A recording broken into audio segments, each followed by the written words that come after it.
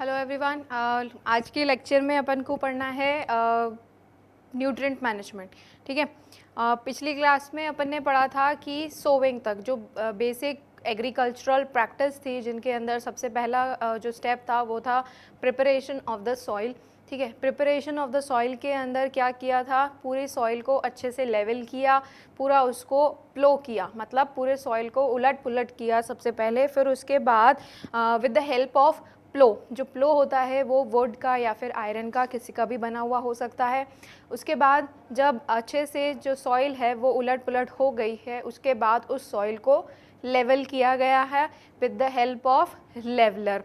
ठीक है। लेवलर भी सेम वुड या फिर आयरन का बना हुआ हो सकता है।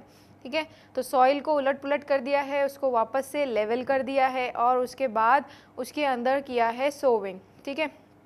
अब सोविंग किया है यानी कि उसके अंदर सीड्स का सिलेक्शन किया था। सीड्स के सिलेक्शन के लिए जो अच्छी क्वालिटी वाले जो सीड्स होते हैं वो नीचे सेटल डाउन हो जाते हैं, और जो डैमेज्ड सीड होते हैं वो पानी में ऊपर तैरने लग जाते हैं, क्योंकि वो हॉलो होते हैं अंदर से और एक तरीके से ख़राब बीज होते हैं। ठीक है। अब अगर बीज डल चुका है सॉइल के अंदर, तो अब उसके बाद जो थर्ड स्टेप था क्रॉप प्रोडक्शन एंड मैनेजमेंट में, वो है यहाँ पर वैसे तो आएगा मैन्योर्स एंड फर्टिलाइज़र्स, लेकिन इसके पहले हम यहाँ पर डिस्कस करते हैं कि मिनरल्स क्या क्या होते हैं और कौन कौन से मिनरल्स जो हैं प्लांट्स के अंदर होते हैं। ठीक है। ट्रांसप्लांटेशन के बारे में भी मैंने आपको बताया था। तो ट्रांसप्लांटेशन का मतलब क्या होता है? Transplantation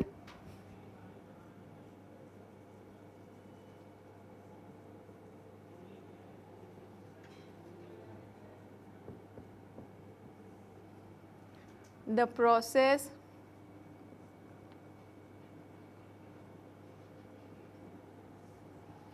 by which seeds are sown in nurseries and saplings are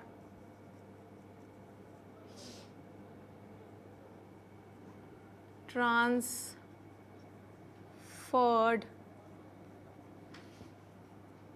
to the cultivating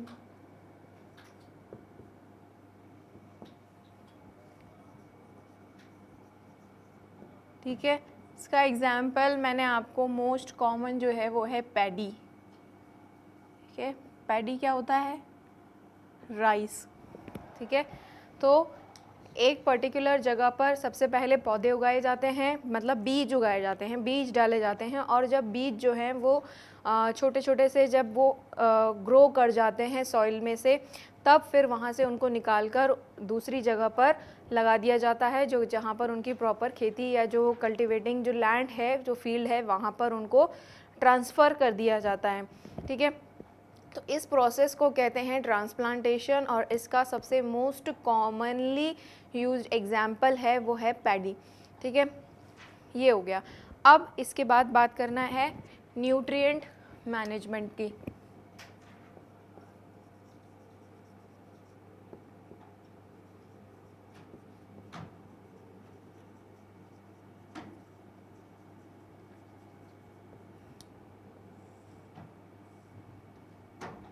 plants के अंदर, प्लांट्स के लिए न्यूट्रिएंट्स को कैसे मैनेज किया जाता है। ठीक है। तो सबसे पहले तो हम ये डिस्कस करते हैं कि न्यूट्रिएंट्स होते क्या हैं। न्यूट्रिएंट्स ऐसी चीज़ें होती हैं जिसकी वजह से एक लिविंग बीइंग को एनर्जी मिलती है। ठीक है। तो एनर्जी कैसे मिलती है? जब हम फूड खाते हैं, और फिर उसके बाद फूड के अंदर क्या प्रेजेंट होता है? न्यूट्रिएंट्स प्रेजेंट होते हैं, जिसकी वजह से हमें एनर्जी मिलती है। तो same way with the plants, plants also need energy और दे नीड टू ग्रो। ठीक है। तो दे रिक्वायर न्यूट्रिएंट। तो प्लांट्स के अंदर न्यूट्रिएंट का मैनेजमेंट कैसे किया जाता है, प्लांट्स को कौन कौन से न्यूट्रिएंट्स की ज़रूरत होती है, ये सब हम इस चीज़ में पढ़ने वाले हैं। ठीक है। तो न्यूट्रिएंट मैनेजमेंट, न्यूट्रिएंट्स क्या होते हैं ये मैंने आपको समझा दिया है। मैनेजमेंट यानी कि उनका किस तरीके से मैनेजमेंट किया जाता है, ठीक है। और अगर एक लैंड पर कंटिन्यूसली अगर कोई क्रॉप उगाया जाए, suppose some crop require in high amount, suppose it required nitrogen, तो अगर उसी सेम प्लांट को particular type of a land के ऊपर ग्रो कर दिया जाएगा, तो क्या होगा, जो the nutrient nitrogen will get removed और get replenish from the earth, ठीक है। तो वहाँ से उसको वापस से रिप्लेनिश करने के लिए, वहाँ पर वापस से उसको लाने के लिए हमें कोई एक्स्ट्रा चीज़ डालनी पड़ेगी, ठीक है। तो वो आएंगे मैन्योर्स एंड फर्टिलाइजर्स, जो कि थर्ड स्टेप है इस क्रॉप प्रोडक्शन के अंदर, ठीक है। तो पहले न्यूट्रिएंट मैनेजमेंट, ठीक है। टोटल जो न्यूट्रिएंट्स हैं प्लांट्स के अंदर वो हैं 40 एलिमेंट्स। ये 40 एलिमेंट्स, टोटल 40 एलिमेंट्स होते हैं जो कि एक प्लांट की बॉडी का ड्राई वेट लिया जाए। ड्राई वेट मतलब अगर प्लांट की बॉडी के अंदर से पूरा वाटर निकाल दिया जाए तो प्लांट क्या हो जाएगा, ड्राई हो जाएगा। तो जो जितना ड्राई वेट है प्लांट का, उसके अंदर 40 टाइप्स ऑफ एलिमेंट मिलते हैं, ठीक है। इन 40 में से जो 16 टाइप्स के एलिमेंट हैं, आउट ऑफ दीज 40, 60 एलिमेंट्स जो हैं वो प्लांट्स को बहुत ही ज़्यादा ज़रूरतमंद होते हैं, मतलब बहुत ही ज़्यादा चाहिए होते हैं प्लांट्स को।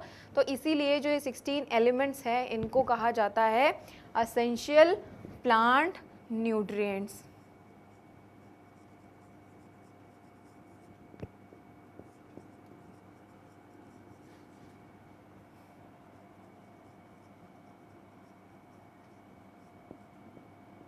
ठीक है। तो ये जो 16 होते हैं ये हैं एसेंशियल प्लांट न्यूट्रिएंट्स, ठीक है। प्लांट न्यूट्रिएंट्स होते हैं क्योंकि यही 16 एलिमेंट्स प्लांट्स को खुद की ग्रोथ और डेवलपमेंट के लिए चाहिए होते हैं।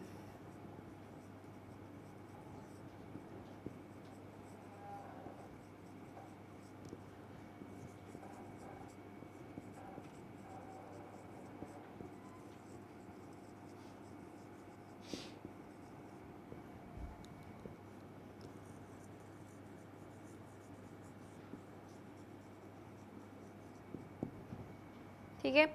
तो यही 16 एसेंशियल एलिमेंट प्लांट्स को खुद की ग्रोथ और डेवलपमेंट के लिए अच्छी क्वांटिटी में चाहिए होते हैं, ठीक है। अब ये एसेंशियल एलिमेंट्स के अंदर जो 16 एसेंशियल एलिमेंट्स हैं, इनके अंदर जो 2 एलिमेंट्स हैं जो कि प्लांट को मिल जाते हैं बाय एयर, जो कि हैं कार्बन एंड ऑक्सीजन।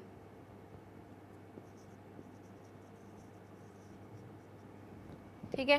प्लांट्स को मिल जाते हैं कार्बन एंड ऑक्सीजन जो है वो एयर से मिल जाते हैं, ठीक है। Out of these 16 2 elements plant get from air, जो कि है ऑक्सीजन एंड कार्बन। ये 2 एलिमेंट्स ऐसे हैं जो कि प्लांट्स जो हैं वो डायरेक्टली एयर से ले लेते हैं, ठीक है। एक एलिमेंट ऐसा है यहाँ पर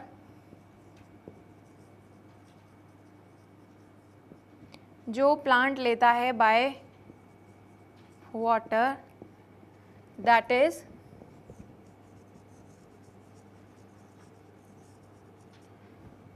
clear।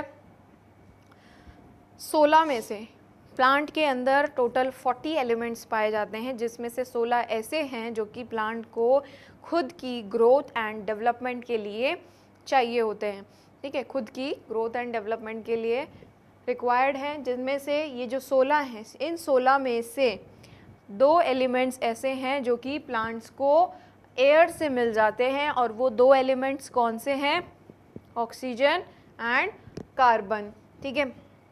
और एक एलिमेंट ऐसा है जो कि प्लांट को मिल जाता है बाय वाटर। अब बाकी के बचे 13। जो 13 एलिमेंट्स अब बचे हैं, इन 13 एलिमेंट्स को प्लांट लेता है बाय सॉइल, ठीक है, और इन 13 एलिमेंट्स को कहा जाता है मिनरल्स।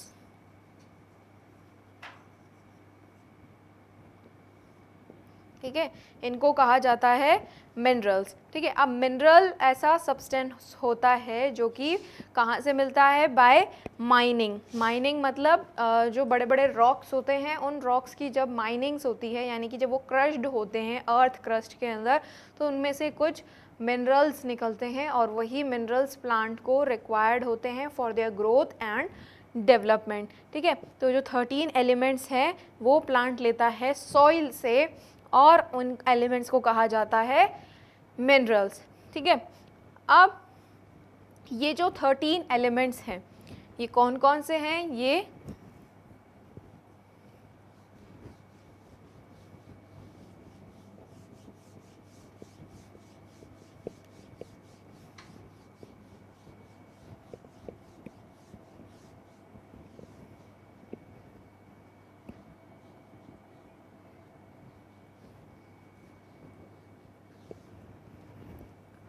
थर्टीन एलिमेंट्स जो कि प्लांट के लिए सॉइल से आएंगे और इनको क्या कहा जाता है? मिनरल्स। इनके अंदर भी दो कैटेगरी होती है। एक कैटेगरी है मैक्रो न्यूट्रिएंट्स,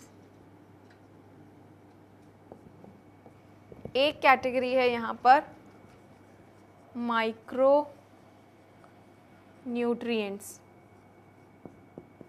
ठीक है, नाम से ही यहाँ पे पता चल रहा है मैक्रो मतलब थोड़ा ज़्यादा होगा, माइक्रो मतलब थोड़ा कम होगा। होंगे न्यूट्रिएंट ही, लेकिन जो प्लांट को ज़्यादा क्वांटिटी में चाहिए होते हैं या प्लांट्स के अंदर अच्छी खासी अमाउंट में मिल जाते हैं वो होते हैं मैक्रो न्यूट्रिएंट्स, और जो प्लांट्स को थोड़ी कम क्वांटिटी में चाहिए होते हैं वो हो जाते हैं माइक्रो न्यूट्रिएंट। ठीक है, तो minerals which are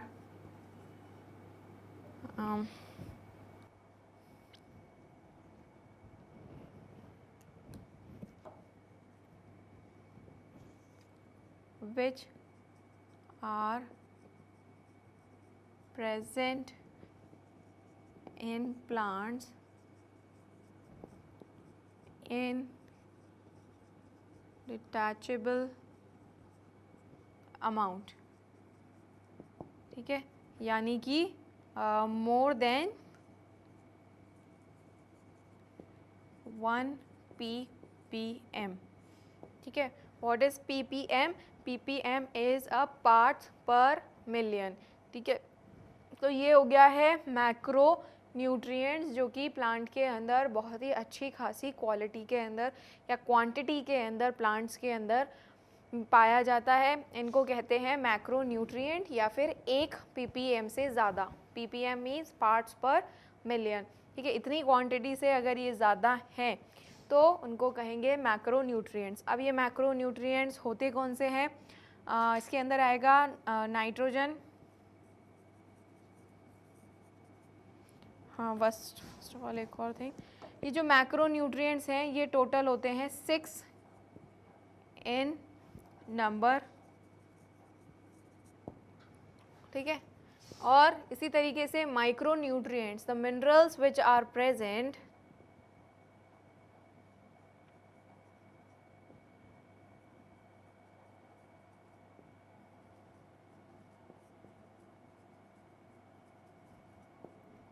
in plants less than 1 ppm। ठीक है, उधर था मोर देन 1 ppm से अगर ज़्यादा मिलेगा तो वो होते हैं मैक्रो न्यूट्रिएंट्स, और अगर 1 ppm से कम का मिलेगा तो वो होते हैं माइक्रो न्यूट्रिएंट्स। और जो माइक्रो न्यूट्रिएंट्स होते हैं वो 7 इन नंबर होते हैं, ठीक है। तो 7 + 6 हो गए 13, ठीक है। तो ये 13 एलिमेंट्स हैं जो कि प्लांट्स कहाँ से लेता है, सॉइल से लेता है, और उनको क्या कहते हैं, मिनरल्स कहते हैं, ठीक है। अब मैक्रोन्यूट्रिएंट्स कौन कौन से होते हैं? मैक्रोन्यूट्रिएंट होता है nitrogen, potassium,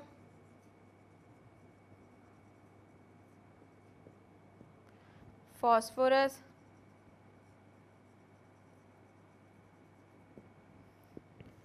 calcium,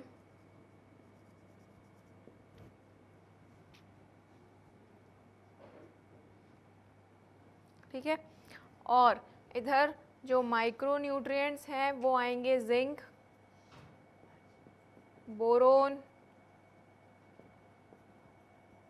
molybdenum, manganese,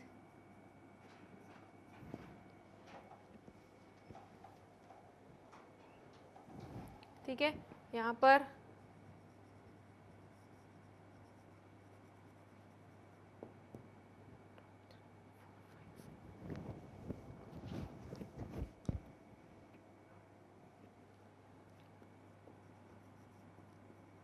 sulphur, ठीक है। ये हो गए हैं टोटल 6 इन नंबर। और यहाँ पर जिंक, बोरोन, आयरन, कॉपर, 1 2 3 4 5 6, ठीक है। तो इस साइड पर है copper, manganese, boron, zinc, molybdenum, and last one is, ठीक है। तो these are 2 kind of nutrients which are present in plants, ठीक है। तो micro nutrients and macro nutrients, इसको स्टार्टिंग से एक बार रिवाइज कर लेते हैं। न्यूट्रिएंट मैनेजमेंट क्या होता है, मैं स्टार्टिंग से बताती हूँ। ट्रांसप्लांटेशन क्या होता है, व्हाट इज़ ट्रांसप्लांटेशन? ट्रांसप्लांटेशन के अंदर क्या होता है, जो बीज जो है वो एक खेत में डाले जाते हैं और फिर वहीं से ही जब वो थोड़े बड़े पौधे हो जाते हैं तो उनको कहते हैं सैपलिंग्स, ठीक है। तो फिर सैपलिंग्स को जो मेन कल्टिवेटेड लैंड है वहाँ पर शिफ्ट कर दिया जाता है, दैट इज़ ट्रांसप्लांटेशन। और इसका सबसे मोस्ट कॉमन एग्जाम्पल है पैडी प्लांट, ठीक है। उसके बाद आता है न्यूट्रिएंट का मैनेजमेंट। न्यूट्रिएंट्स क्या होते हैं? न्यूट्रिएंट्स वो चीज़ें होती हैं जो कि एक ह्यूमन लिविंग बींग्स को एनर्जी प्रोवाइड करते हैं, ठीक है। अब प्लांट्स के अंदर टोटल 40 टाइप्स ऑफ एलिमेंट्स मिलते हैं, लेकिन उनमें से सिर्फ और सिर्फ 16 ऐसे एलिमेंट होते हैं जो प्लांट को ग्रोथ और डेवलपमेंट के लिए चाहिए होते हैं, ठीक है। अब इन ग्रोथ और डेवलपमेंट के लिए जो प्लांट्स को चाहिए, उनमें से भी जो 2 एलिमेंट्स हैं जो कि है कार्बन और ऑक्सीजन, ये प्लांट्स को कहाँ से मिल जाता है? एयर से मिल जाता है। और एक एलिमेंट ऐसा है जो कि प्लांट को वाटर से मिल जाता है, पानी डालते हैं क्रॉप्स में, वहाँ से एक एलिमेंट जो है प्लांट इजीली ले सकता है। बाकी के जो बचे 13 एलिमेंट्स वो प्लांट को सॉइल से लेने होते हैं और उनको मिनरल्स कहा जाता है। मिनरल्स क्या होते हैं? मिनरल्स वो होते हैं जो कि माइनिंग से लिए जाते हैं, जो माइनिंग से बनते हैं, ठीक है, वो होते हैं मिनरल्स। फिर उसके बाद यहाँ पर 13 में से भी हमने यहाँ पे एक फर्दर क्लासिफिकेशन किया है 2 तरीके के न्यूट्रिएंट्स का। कुछ होते हैं मैक्रो न्यूट्रिएंट्स, कुछ होते हैं माइक्रो न्यूट्रिएंट्स। तो मैक्रो न्यूट्रिएंट्स वो होते हैं जो कि प्लांट्स को ज़्यादा क्वांटिटी में चाहिए होते हैं या प्लांट्स के अंदर ऑलरेडी ज़्यादा क्वांटिटी में पाए जाते हैं, ठीक है। वो होते हैं 6 इन नंबर्स, ठीक है, 6 नंबर होता है उनका। और जो बाकी के बचे हुए हैं वो हैं macro nutrients, sorry micro nutrients, जो कि प्लांट्स को बहुत ही कम क्वांटिटी में चाहिए होता है, ठीक है। तो बहुत कम क्वांटिटी में चाहिए तो वो होते हैं 7 नंबर में होते हैं, ठीक है। तो जो मैक्रो न्यूट्रिएंट्स हैं उनके अंदर आएगा नाइट्रोजन, पोटेशियम, फॉस्फोरस, ठीक है। देखो जितने भी बड़े बड़े नाम हैं, nitrogen, potassium, phosphorus, calcium, magnesium, sulphur, जितने भी बड़े बड़े नाम हैं ये सब मैक्रो न्यूट्रिएंट्स में आएंगे। और माइक्रो न्यूट्रिएंट्स में जितने भी छोटे छोटे हैं, zinc, boron, iron, copper, chlorine, बस एक ही बड़ा सा नाम है मॉलिब्डेनम यहाँ पर, वो आपको लर्न हो जाएगा। ठीक है, तो ये 7 होते हैं माइक्रो न्यूट्रिएंट्स, मैक्रो न्यूट्रिएंट्स। ठीक है, अब ये जो न्यूट्रिएंट्स हैं प्लांट को कंटिन्यूसली चाहिए होते हैं, और अगर ये सही अमाउंट में, प्रॉपर अमाउंट में प्लांट्स को ना मिले तो प्लांट्स के अंदर डिजीज़ डेवलप हो जाती हैं, या प्लांट्स की प्रॉपर ग्रोथ एंड डेवलपमेंट नहीं होती है, या जिनकी जितनी अच्छी क्रॉप यील्ड चाहिए होती है वो सब नहीं आ पाता है। ठीक है, तो फार्मर्स इस चीज़ का स्पेशली ध्यान रखते हैं कि जो क्रॉप्स के अंदर कभी भी कोई मिनरल का डेफिशिएंसी ना हो, क्योंकि अगर ऐसा होता है तो फिर प्लांट्स जो हैं, जो क्रॉप्स हैं, वो इतनी अच्छी यील्ड नहीं दे पाते हैं, और इससे बहुत ज़्यादा फिर इकोनॉमिकली नुकसान होता है। ठीक है, तो इसीलिए क्रॉप्स के अंदर क्रॉप्स को जो है कंटिन्यूसली मिनरल्स को रिप्लेनिश किया जाता है, उनको वापस से रिप्लेस किया जाता है हर बार। ठीक है, तो इस चैप्टर में हम वही पढ़ने वाले हैं कि किस तरीके से उनको रिप्लेस किया जाता है, क्या टेक्निक्स हैं। ठीक है, तो ये सब आज का लेक्चर। नेक्स्ट लेक्चर में अपन मेन्योर्स और फर्टिलाइज़र्स के बारे में पढ़ेंगे, उनके बीच का डिफरेंस पढ़ेंगे, और वो होते क्या हैं वो पढ़ेंगे, और किस तरीके से कितनी क्वांटिटी में उनको यूज़ किया जाता है, ये सब नेक्स्ट क्लास में पढ़ेंगे। Thank you.